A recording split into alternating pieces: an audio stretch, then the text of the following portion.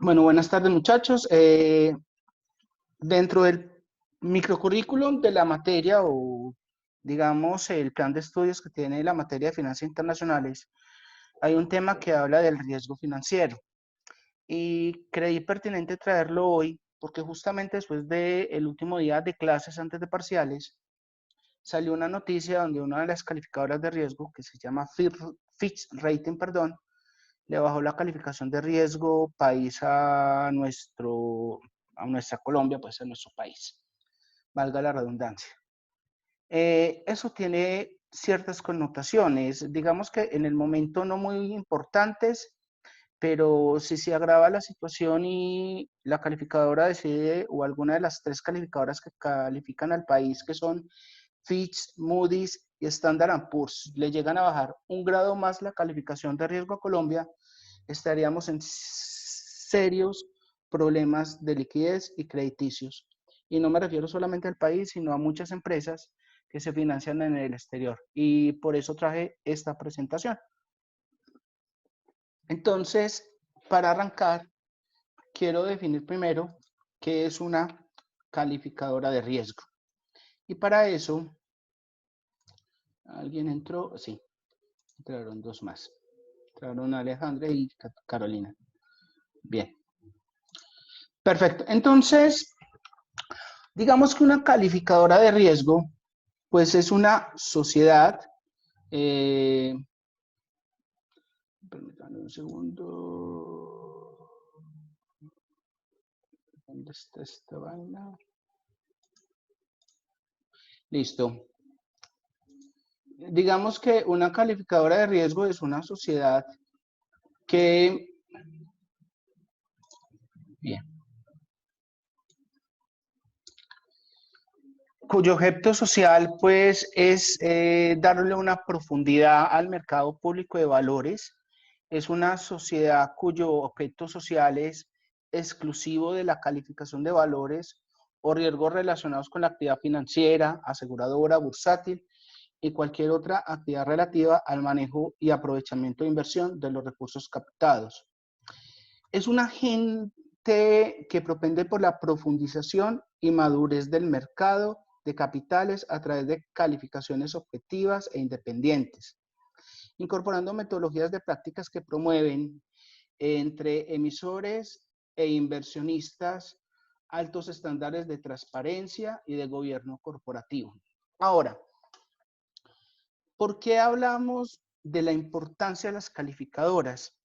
Por lo que ustedes de pronto han visto en finanzas corporativas, matemática financiera, administración, contabilidad, entre otras, ustedes saben que las fuentes de financiación que puede tener una compañía parten de recursos propios a través de aportes de los accionistas, puede ser a través de créditos con entidades financieras, puede ser a través de democratizar un poco más la compañía, me refiero a emitir acciones y vender parte de la participación accionaria de la compañía, o por último, emitiendo deuda. Y para emitir deuda, que son los bonos de deuda que se transan en el mercado público de valores o mercado de capitales, pues esos títulos se tienen que hacer calificar. ¿Por quién? Por entidades calificadoras de riesgo. Bien, siguiendo con el tema, digamos que la calificación es una opinión personal, profesional, especializada y independiente, es completamente independiente acerca de la capacidad de pago de una empresa y de la estimación razonable sobre la probabilidad de que el calificado cumpla con las obligaciones contractuales o legales. En conclusión, ¿qué me está midiendo? El nivel de solvencia de la compañía, me está midiendo la probabilidad de incumplimiento al momento de acceder a un crédito y eso mide lo que es el grado de riesgo crediticio de un emisor en el mercado público de valores. Bien.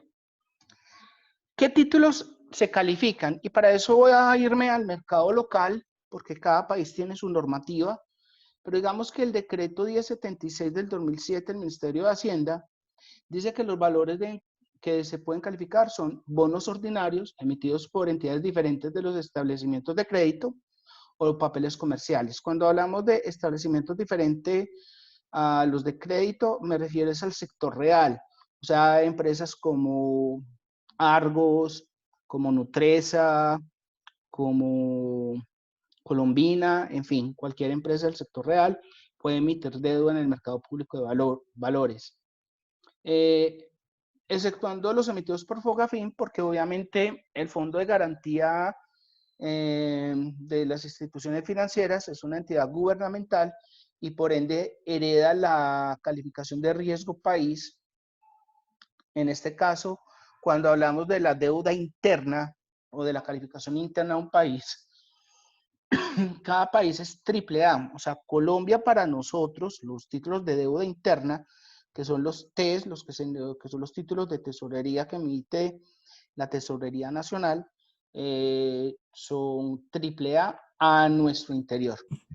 Están también los bonos ordinarios de garantía general emitidos por establecimientos de crédito, o sea, bonos de deuda, pero ya emitidos por bancos. Bonos emitidos por entidades públicas, exceptuando obviamente Fogafín, como lo dije ahora, y valores emitidos como resultado de un proceso de titularización. Ahora, también qué entidades se pueden calificar. Y se podría decir que existe una obligación desde el punto de vista legal en cabeza de los inversionistas institucionales de verificar que las entidades o valores en los cuales pretende invertir cuenten con un nivel mínimo de calificación. Me explico. Lo voy a comentar desde mi experiencia. Por ejemplo, los fondos de pensiones tienen algo que se llama régimen de inversión, que es emitido por la Superintendencia Financiera. Ese régimen de inversión lo que dice es, si usted quiere tener un portafolio de inversiones y administrarlo, la calificación de ese portafolio va a estar supeditada también al tipo o calidad de títulos de deuda que usted tenga. Entonces, entre más títulos AAA, o mejor dicho, de menor riesgo tenga, mejor va a ser su calificación. Pero entre más bajita sea la calificación en la concentración de títulos de deuda, más baja va a ser la calificación de su portafolio. Y obviamente eso va a implicar un mayor riesgo al momento de invertir y puede generar desconfianza. Lo mismo pasa con las carteras colectivas o fiducias que manejan entidades financieras. ¿Quiénes también se pueden hacer calificar?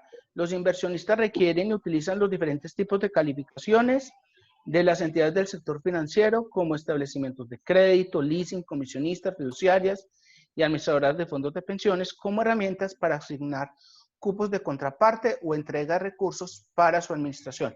Me explico. Ya les dije que la calificación mide también el nivel de exposición que yo estoy teniendo al momento de invertir en un título. Y por ende me está diciendo qué tan conservador o arriesgado puede ser mi inversión.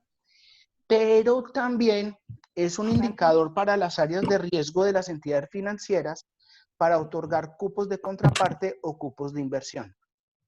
Me hago entender.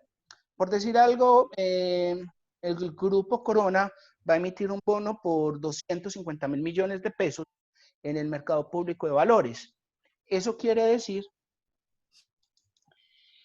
que cada entidad inversionista puede comprar esos títulos valores, pero para frenar de pronto el ímpetu que puede llegar a tener o no,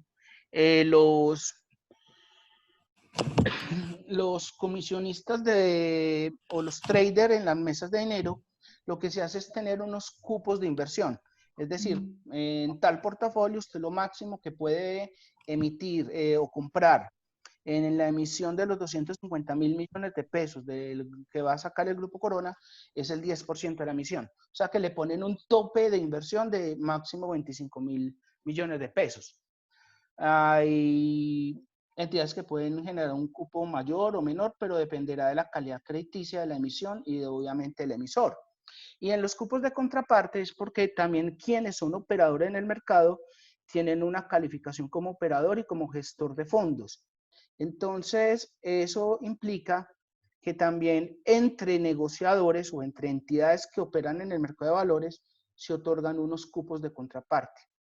Me explico de esta manera. Por decir algo, Valores Bancolombia, que es una de las comisionistas del Grupo Bancolombia, puede ser muy grande, puede ser muy importante, pero igual puede tener un riesgo crediticio X, Y o Z. Y por ejemplo, yo como otro inversionista y quiero operar y negociar, comprarle y venderle títulos en el mercado de valores a Bancolombia, de cualquier índole, yo debo establecer un cupo de contraparte. Y una de las medidas o uno de los referentes para poder otorgar el cupo de contraparte es qué calificación tiene esa contraparte. Bien. ¿Qué otro punto es importante? También se facultan algunas entidades a exigir ciertas calificaciones, tal como se establece en el decreto 2175, también del 2007, en virtud de la cual las sociedades administradoras de carteras colectivas podrán establecer en los reglamentos de dichas carteras la obligación de la calificación y contar con la calificación respectiva, así como la de su administrador. Quiere decir que si ustedes van a una fiduciaria a invertir en una cartera colectiva o en un fondo de inversión de los que ellos administran, ellos tienen que estar calificados, tanto la cartera como ellos como gestores de fondos. En relación con las entidades estatales, el decreto 610 del 2002 establece un sistema obligatorio de capacidad de pago a las entidades descentralizadas de orden territorial. Me explico. Los municipios y departamentos, si quieren acceder a un crédito superior a un año, tienen que hacerse calificar por una entidad calificadora de riesgo. Entonces, Bogotá, Medellín, Departamento de Antioquia, Departamento de Cundinamarca, Barranquilla, inclusive Envigado, donde yo vivo, tienen calificación de riesgo crediticio. Y si quieren, obviamente, adquirir un crédito superior a un año, tienen que hacerse calificar por una entidad calificadora de riesgo. Ahora, las calificaciones se dividen según su plazo o se clasifican según su plazo. Se podría decir que aquellos títulos valores cuyo vencimiento original sea inferior a un año, o sea, menor a 365 días, recibe una calificación de corto plazo. Y cuando el vencimiento es de 365 días o superior, es una calificación de largo plazo.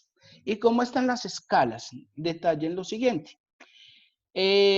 Cuando hablamos de corto plazo, las calificaciones vienen dadas por números.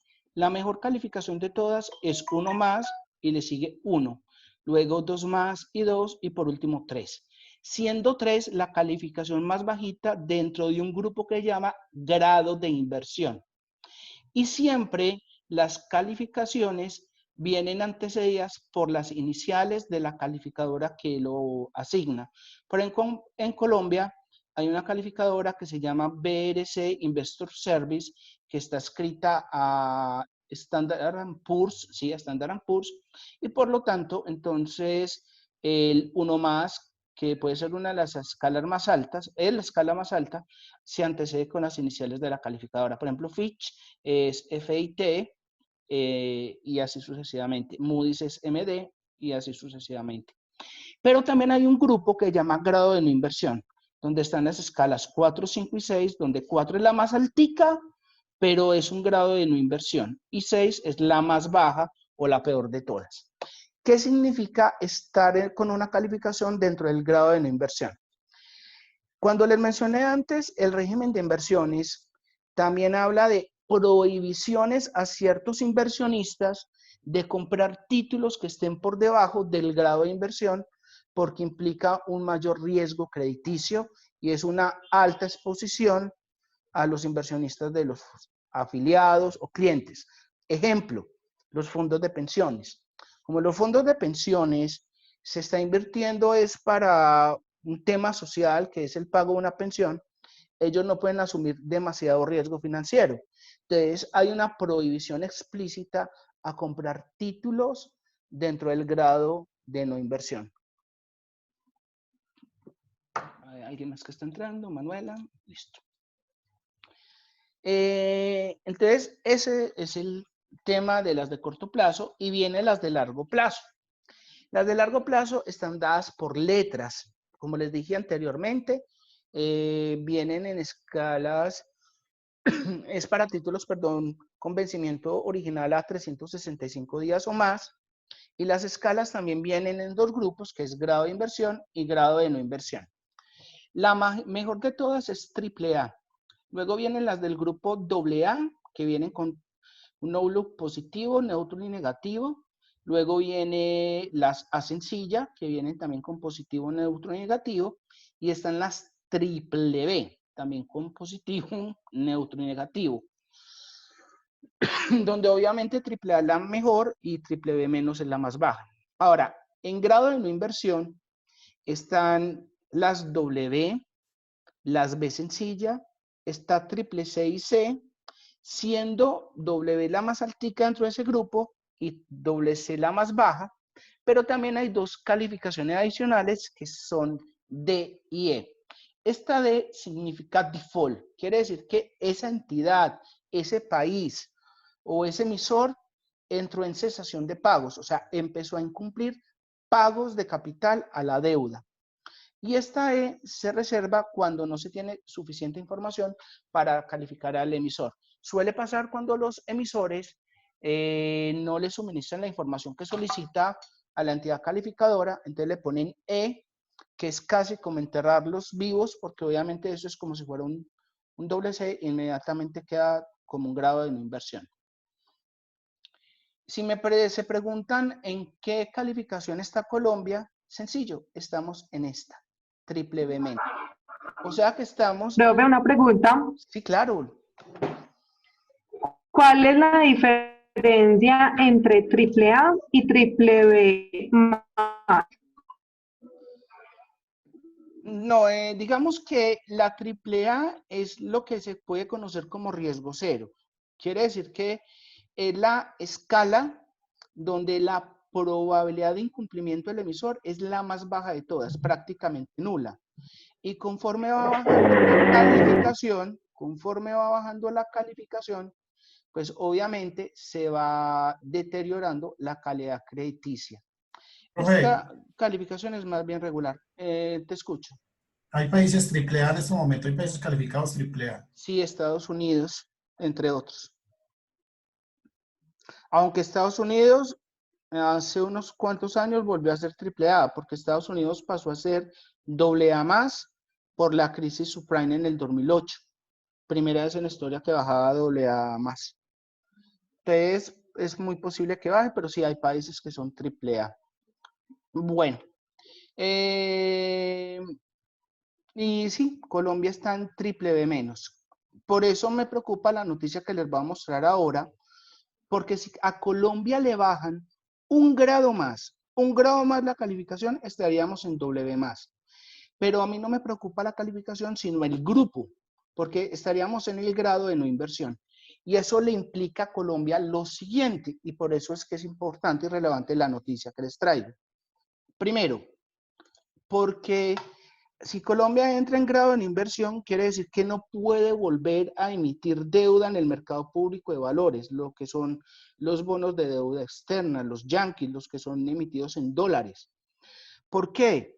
Porque la mayoría de los inversionistas institucionales en el mundo no podrían volver a comprar títulos de deuda del gobierno colombiano. Y los únicos que podrían comprarlo serían fondos de alto riesgo o fondos de capital de riesgo, lo que implicaría que nos cobrarían mayor tasa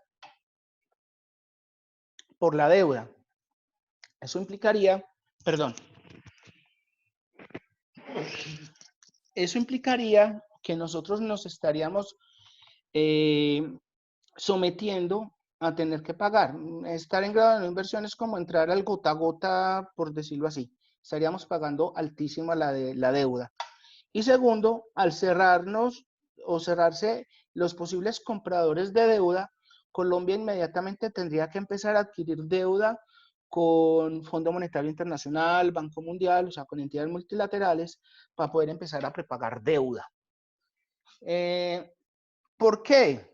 Porque Colombia tiene que empezar tiene que seguir honrando el pago de la deuda, porque si llega a incumplir algún pago de los vencimientos de capital, empieza a bajar calificación o de pronto nos llevan a por default por incumplimiento de pago. que eso sería gravísimo para cualquier economía en cualquier país del mundo. Pero también es preocupante por lo siguiente. Hablando de los regímenes de inversiones, se habla de que cualquier emisor en el exterior que quiera emitir deuda en dólares o adquirir deuda en dólares o en otra divisa, hereda la calificación de riesgo del país donde está radicado. Es decir, que Bancolombia podrá ser un superbanco, pero si Colombia es triple B menos, Bancolombia en el mundo es triple B menos. Ecopetrol es triple B menos. Banco de Bogotá es triple B menos. Entonces, obviamente, al deteriorarse la calificación de riesgo del país, se deteriora la calificación de riesgo crediticio de emisores o entidades financieras colombianas que quieran adquirir deuda externa. Pues deuda en otra moneda. ¿Me hago entender? Perfecto. Sí. Siguiendo entonces, viene lo que se llama las perspectivas y los outlook, donde hablamos de que una perspectiva se asigna a la calificación de una emisión de deuda a largo plazo, excepto para transacciones estructuradas, y evalúa un cambio potencial, y la perspectiva tiene un periodo de tiempo más largo que la lista Credit Watch. Quiere decir que la perspectiva es que en un año o a futuro es posible que la calificación pueda subir o bajar, pero se mide a largo plazo. E incorpora tendencias o riesgos que, con implicaciones menos ciertas para la calidad del crédito. Una perspectiva no es necesariamente el plazo anterior a un cambio de calificación o a una lista Credit Watch. La perspectiva puede ser positiva, lo que indica que la calificación podría aumentar o mantenerse, o negativa, lo que indica que la calificación puede bajar o mantenerse. Y cuando hablamos de Credit Watch, es cuando un evento de desviación de una tendencia esperada ha ocurrido y se espera que ocurra, requiriéndose información adicional para tomar una acción en cuanto a la calificación.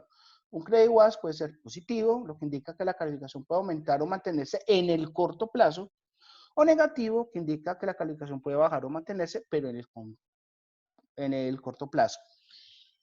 Y adicional, hay un Credit Watch que se llama en desarrollo, que se usa para aquellas situaciones inusuales en las que las consecuencias de determinados eventos futuros son tan inciertas que la calificación podría potencialmente aumentar o mantenerse o bajar, pero no solo en un grado, sino en varios.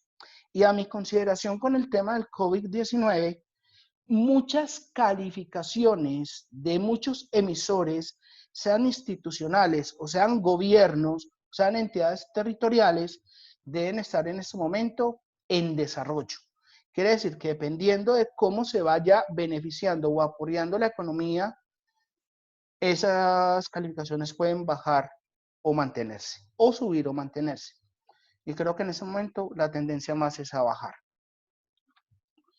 Bien, esa es la presentación que les traía de las calificaciones de riesgo. Ahora, lo que les quería compartir de la noticia es la siguiente. Ay, ¿dónde está? ¿Dónde está? ¿Dónde está? ¿Dónde está? ¿Es esta? Perfecto. Entonces detallen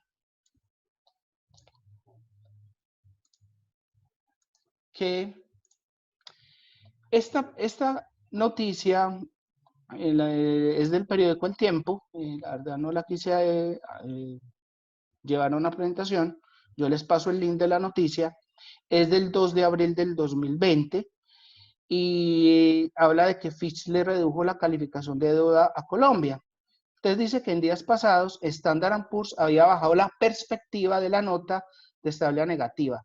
Colombia con Standard & Poor's tiene triple B menos, pero tenía una perspectiva estable y la bajó a negativa. Quiere decir que en el largo plazo la calificación de riesgo de Colombia podría bajar. Y segundo, bueno, y esto fue derivado por la bajada del precio del petróleo. Ustedes saben que el petróleo llegó a niveles muy bajos como con el inicio de la pandemia. Lo estuvimos discutiendo en clase con la presentación que yo les mostré del impacto que estaba teniendo el precio del petróleo y el dólar y obviamente el tema del COVID con otros sectores.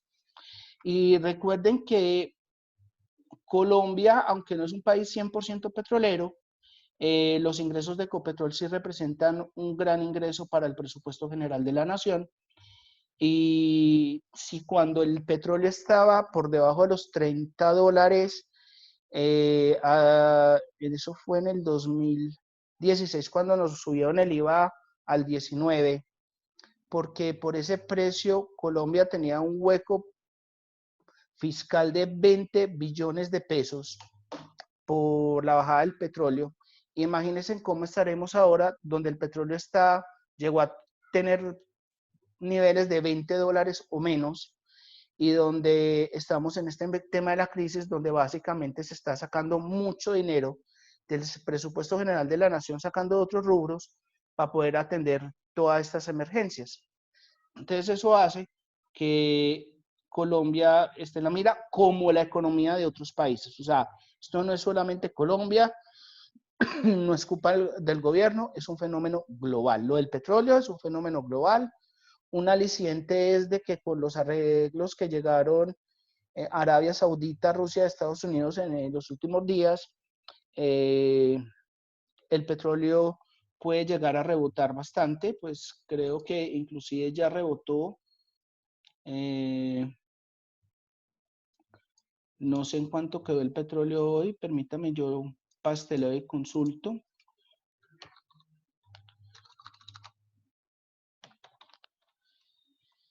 Pero como les estaba diciendo, miren que el problema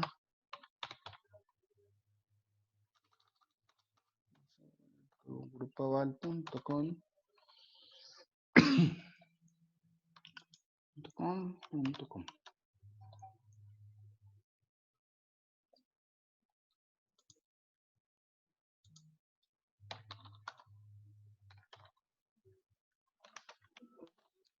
Profe, perdón, ¿cuáles fueron los países que estuvieron negociando? Arabia Saudita, Rusia, Estados Unidos lograron llegar a un acuerdo, y el último que se adhirió fue México durante el fin de semana, donde también dijo que iba a reducir la producción. Eso ocurrió en los últimos días. Profe, ¿y en qué consiste? ¿En qué consiste esa negociación? En que ellos reducen la producción. Me hago entender. ¿Cuál era el problema que estaban teniendo Rusia, Estados Unidos y Arabia Saudita? Que ellos estaban bajando ostensiblemente, estaban manteniendo el nivel de producción de petróleo, a sabiendas de que la economía de muchos países en el mundo están prácticamente a medias o paralizadas. O sea que la demanda de crudo es muy baja, pero ellos seguían manteniendo la producción.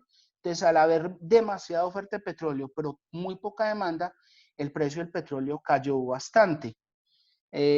Por lo que veo, WTI no le hizo ni cosquillas, el petróleo bajó hoy. Sí, bajó a 22.62. Venía recuperándose y bajó. No me explico, debería haber supuestamente subido y bajó. Tristemente bajó. Bien, sigamos con Profe, la en las nota. especulaciones, en la noticia decía que las especulaciones habían generado que el precio de todas maneras cayera, aún así bajando la producción de... Lo que pasa es que no solamente el tema de la oferta y la demanda, está también el tema de la especulación que tú dices por el tema de la estabilidad de las economías. Si de todas maneras ellos reducen la producción, ya hay una sobreproducción que se generó durante las últimas 3 semanas, pero no hay quien lo compre, porque pues si la mayoría de las economías están a media marcha, no hay quien compre eso. No hay vuelos comerciales, los vuelos de carga no tienen las mismas frecuencias, no hay vehículos circulando, pues, o por lo menos la gran mayoría. Entonces, obviamente eso hace que todo eso afecte. Muchachos, me queda 1 minuto de esta charla. Les propongo algo. Me voy a desconectar y les vuelvo a mandar otra invitación.